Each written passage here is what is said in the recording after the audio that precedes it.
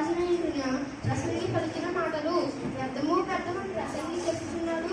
వ్యర్థము వ్యర్థము సమస్తము వ్యర్థమే.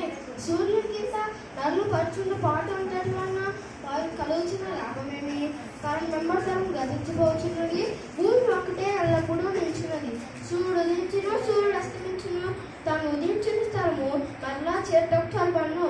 గాలి దక్షిణముకు పోయి ఉత్తరం తిరుగును. ఇట్లు మరలా తిరుగుచు తన సంచార మార్గంలో తిరిగి వచ్చును. నదులన్నీ సముద్రంలో పన్ను, అయితే సముద్రం నిండలేదు. నదులు ఎక్కడి నుండి పారి వచ్చును, అవి అక్కడికి ఎప్పుడు మళ్ళీపోను. ఎడతెరిపి లేకుండా సమస్తమును జరుగుతున్నది. మనుషులు దాన్ని వివరింపచాలరు. మునుపు ఉండినదే ఉండబోనది, మునుపు జరిగినదే జరగబోనది. సూర్యుడి కింద నూతనమైంది అది లేదు.